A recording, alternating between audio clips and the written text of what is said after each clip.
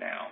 So really what we're going to hit on are what are the crown jewels, who's looking to steal them, where do we look to catch them, how do we look, some concepts of grouping hosts on the network and by data groups, looking at data anomaly alarms, as well as building out relationships between different parts of segmentation, and looking at user-defined criteria for segmentation enforcement.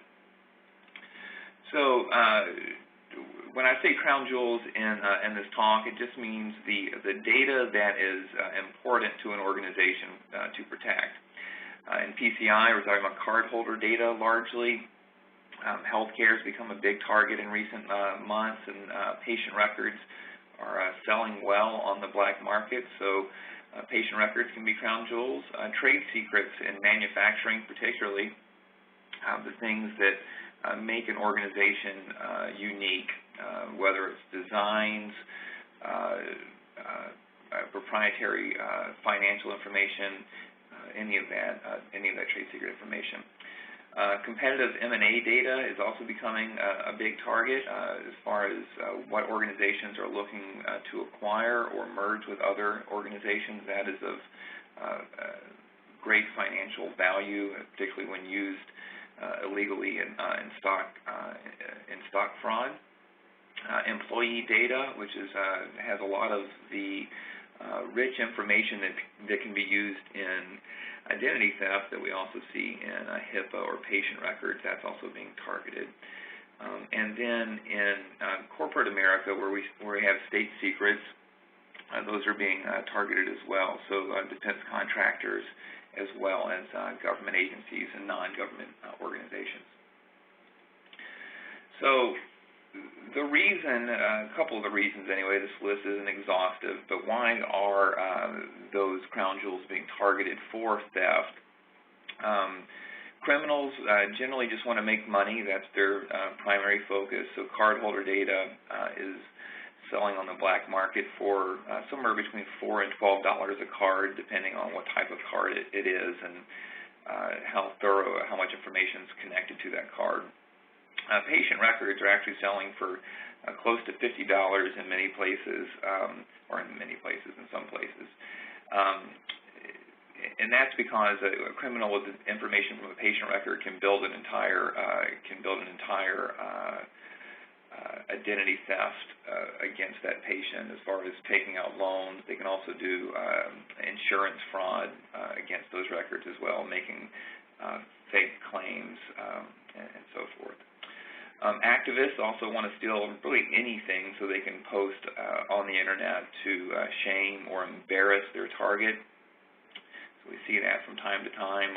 Edward Snowden in recent history was an example of this, targeting the NSA to start a conversation, a political conversation. State-sponsored attackers want trade secret information from enterprise so that they can make their nation more competitive than others, and so this is on the rise, and we've had this conversation made it to the mainstream with Mandiant's APT1 report, I guess a year and a half ago, showing that in that case they were attributing attacks from China against U.S. enterprise. And we've also seen attacks from state-sponsored attackers looking at patient records, though I'm not clear on why they want those. So with that said, how do we catch those types of attacks? And the last webinar I did was on NBAD technologies, or network behavioral anomaly technologies. And one of the hallmarks of NBAD is looking at the east-west traffic. Over the history of intrusion detection, we focused a lot. We started looking at inbound connections or southbound connections into the network. Looking for attacks against the network, things like SQL injection attacks, bad packets, what's coming into the network that's bad. That evolved into, after southbound inspection, we started looking at northbound inspection, things for like command and control communications leaving the network. Those became important data points for us to look at, looking for information leaving our network with DLP and control channels. the place where NBAD fits in that supplements that is really looking at the lateral conversations. Once an attacker is inside the network, whether it's a human resource that has been compromised, bribed, or extorted, or somehow coerced into helping the attackers, they're actually a physical human being inside the network. How do you watch that human being, that insider threat? Or a machine has been compromised inside the network that's under the control of the external attacker. How do you watch what that machine is doing internal to internal? So NBAD technologies, especially StealthWatch, started focusing on NetFlow as a data source around 2004. And what that allowed us to do is, instead of looking at choke points in the network, north-south communications, we were allowed to see lateral conversations moving east and west, potentially every conversation inside the network. And so when you start looking at the bigger picture, the broader set of data, we're able to do some more impressive analytics than you're able to do at the short entry and exit points of the network. So when we're looking at protecting this data, it's very important to watch how it's operating inside the network, not just when it leaves or malware on the machines. An example of this was with the Target breach. The POS machines were staging information on internal servers, and that was an anomalous type of communication that shouldn't be happening. So again, watching east-west conversation is very important on top of the traditional north and south communications. This is a slide that we looked at on my in the last talk on looking for the weird, the NBAD series. But there's essentially three different ways to look for bad behavior, three different schools of detection. And signature-based detection is the most venerable. It's when you know what to look for, you have the system look for those patterns, those known bad patterns, things. In this case, when we're looking for segmentation violation, if a particular host, if a POS machine should only talk to in-scope PCI machines, we just set a rule that says alarm anytime a POS machine ever talks to something else. So signature-based detection can be very effective if you know exactly what to look for. And in situations where we have in-scope segmentation, this is a very effective way, assuming you have the data source of east-west conversations, right? If we're only looking at ingress and egress, we wouldn't be able to have the visibility to check for a PCI machine talking to a web server or another internal server or a machine holding patient records communicating to the DMZ. Those things we wouldn't have unless we had probes in the past. So NetFlow is a pretty important component of doing crown jewel protection through signature detection. Behavioral-based detection is a little bit different than signature-based detection, because with signature-based detection, you're looking for the object or the thing that happened. In behavioral-based detection, you're watching what a host does after he's become compromised. You're looking for certain markers like scanning the network, using unapproved protocols, things that are sort of known bad behaviors that an infected host does. And so we can monitor that very easily with visibility from deep visibility from NetFlow. And anomaly detection is very similar to behavioral-based detection, but instead of focusing on known bad behaviors, we figure out what are known good behaviors, what's a normal way, normal patterns of machines accessing data, and then we begin to alarm when a deviation from that occurs. So in the table down here, we see that signature-based detection is very good at catching known problems. Behavioral-based detection is the best at catching zero-day, meaning that you might not know what the exploit is, but the bad behavior that follows the exploit tends to be the same, scanning the network, those types of things. Anomaly detection is best when someone is abusing credentials, like in an Edward Snowden situation. He had access to the servers. He had to. That was part of his job. So you couldn't alarm that Edward Snowden just communicated with data stores. but there is a normal approach, a normal pattern that administrators had in accessing data, and at some point his traffic became abnormal. They don't normally download terabytes and terabytes of data, right? They might access 100 megs or 200 megs. So another key component of this is when we focused on in-scope designs, whether it's PCI or HIPAA or anything else, we tend to focus on the before very heavily, right? We want to harden and protect the assets holding the information. And so we set up segmentation, we put policies in place, we restrict access.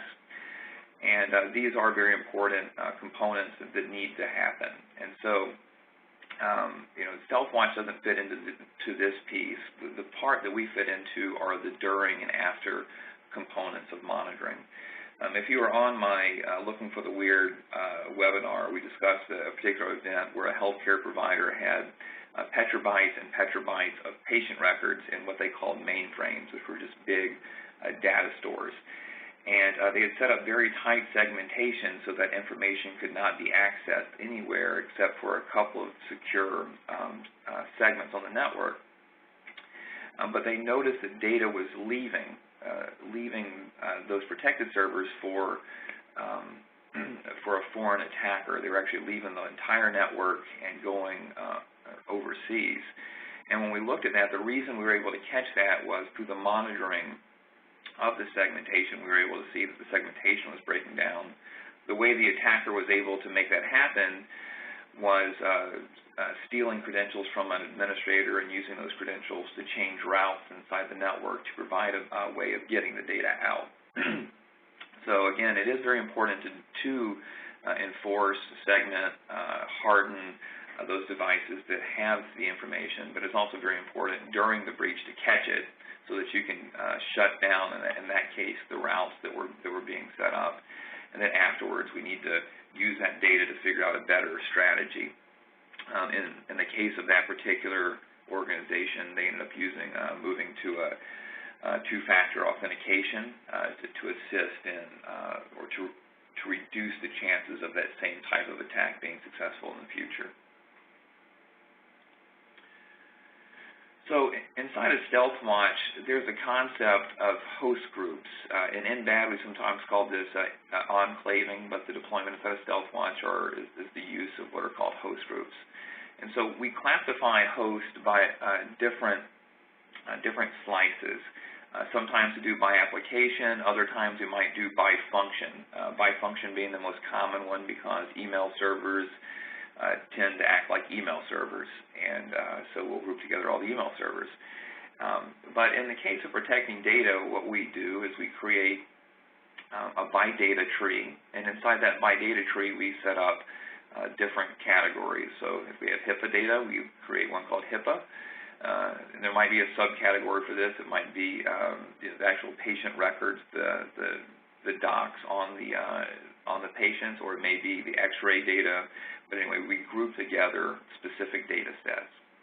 And then we break down those data sets into where the data is, so the actual servers that house the data. We also look at the machines that are authorized to access it. So in the case of card processing, this would be the machines that hold the cardholder data. These would be the POS machines that are processing it. So these machines have to talk to these machines. And then generally we're going to have some level of support machines, DNS servers, backup machines, those types of things that are going to interact with these. And all of these machines would be what we consider to be in scope for whatever the protected data is. So these groups are just logical containers of IP addresses, whether it's a list of IP addresses or ranges, subnets, and the sort. We're also going to change the tolerance. One thing we talked about inside of on the last brief was the importance of index-based detection. When you're doing anomaly detection, not everything is equally abnormal. there are different degrees. And so to handle that, the way StealthWatch uses security indexes. And these indexes count the difference between a host's current behavior and its anticipated behavior. And so for a host, for instance, on GuestNet that we don't really care about, it can have really bad behavior because it doesn't have access to anything inside the network. So we might not care about a host in GuestNet until it has 1 million points of concern. But here inside of a protected area, we're going to have a much lower threshold for a deviation for 2 reasons. One, the risk is much higher. We want to, if there's any type of deviation, we want to look at it. And secondly, the behaviors are much more predictable. POS machines make make cardholder transactions all the time, all day long. That's what they do. They don't mix it up very often. They don't all of a sudden say, let's try SSH today, or let's go watch YouTube. Those machines have very predictable traffic patterns, which makes it very easy to detect deviation. So again, we're going to build out these data groups, and then we're going to build policies on each one of these data groups that is specific based upon acceptable risk and anticipated deviation. Another key component of StealthWatch is the ability to count data collected, data disclosed. And one of the new counters in StealthWatch 6.5 is suspect data hoarding, which is here. And what data hoarding is a counter that's assigned to every host inside the network, and we look for traffic on this host, on these types of hosts. In this case, all of the crown jeweled authorized hosts. We figure out how much information do they collect over a day.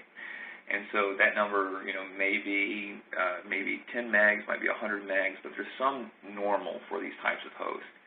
And then as the day progresses, a given host we count every byte that it collects from the network. And so this is important if a host like an Edward Snowden goes around the network and starts collecting all the data to his host. We're going to alarm on that because it's an anomalous amount of information.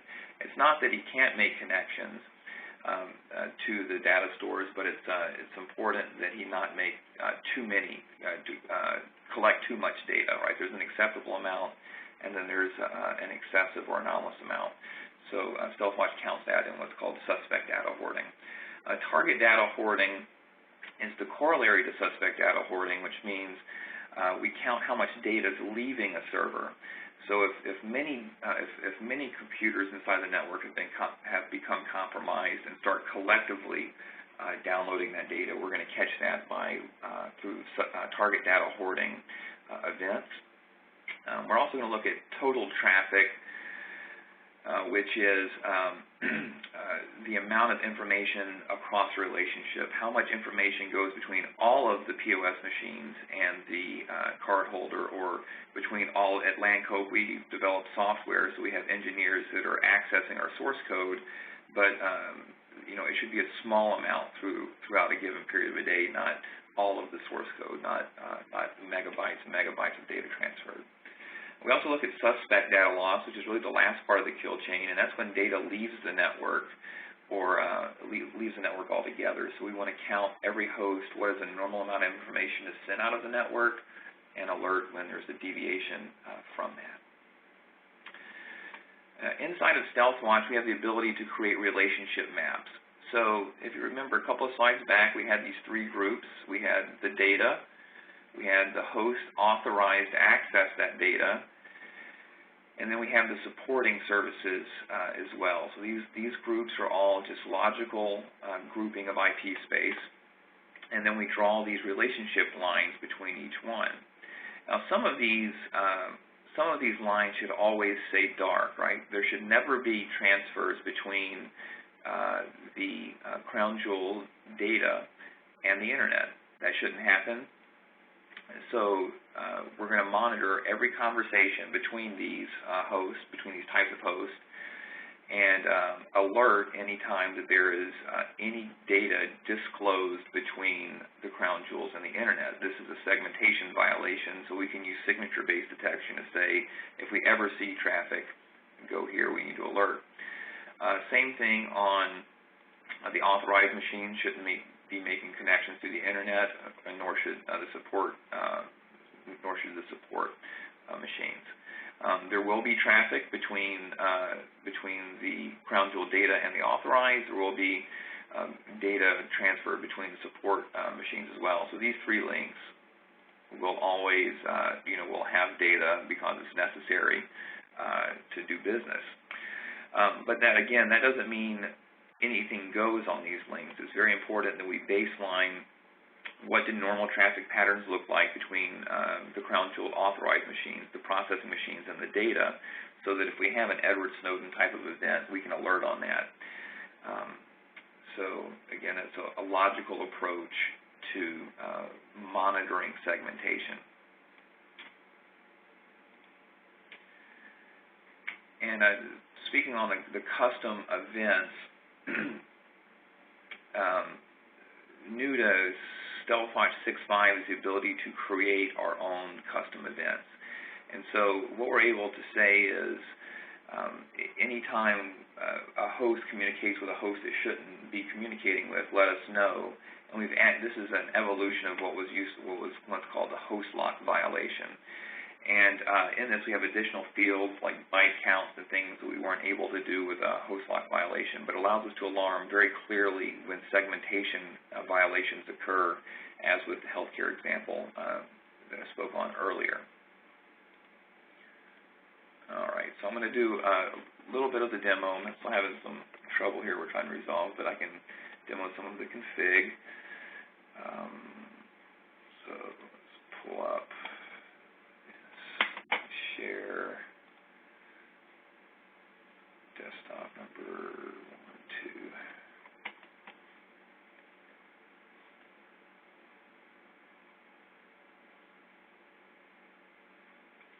Okay, so here we're looking at the HTML5, the HTML interface of the StealthWatch Management Console. And new inside of 6.5 the ability to build out these custom events. And so we have several segmentation violation events that we've created. And so, actually, let me back up one more. Another key component is building out the actual application. How should information be accessed? So in this case, all we've done is we've taken the host group of crown jewels data, and we've said anytime that this is the server, and that server is accessed over, in this case, a MySQL port 3306, we're going to call that crown jewel application traffic. And in doing that, it's going to allow us to baseline and monitor this specific type of traffic regardless of how it's accessed. Once we have that traffic set up, we can say, for instance, in this rule it's saying whenever the crown jewels are accessed using anything except the approved applications, we want an alarm. So if someone accesses, tries to SSH into the crown jewel data source, we'll be alerted to that. This one is if the crown jewel application is accessed from a client that is not in scope, is not an authorized client. So if we look at the details on this alarm, what we're saying is anytime the client is not either authorized and or this particular app, we want to alarm when the crown jewel application is accessed. And remember, the crown jewel application, this wraps in both the server and the port. So this would basically be any unauthorized host making a connection to our protected data. So those are very straightforward events that are new to this approach is new to StealthWatch 6.5.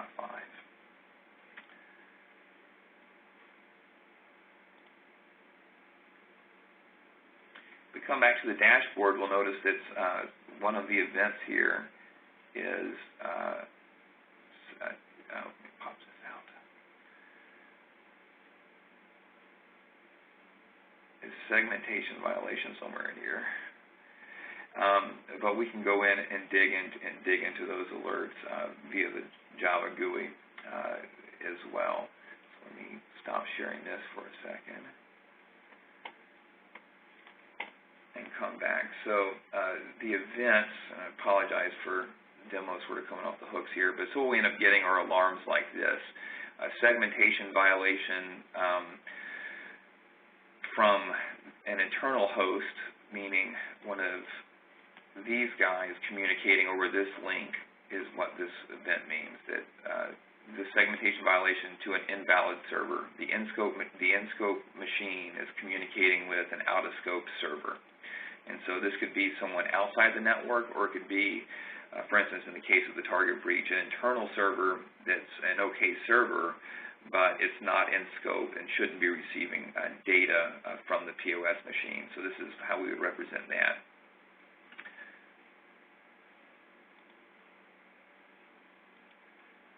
And again, on these, data loss is, in this case, an in-scope machine. The same machine that broke the violation disclosed data, sent data out of the network after it collected it from the network. So in this attack chain, this 10.252.0.219 host made a connection to a bad server, collected data from the crown jewels, and then sent it out of the network. So again, we can catch not just the segmentation violation, but also anomalous access to the data. That's all I really have in this presentation. Are there any questions that I could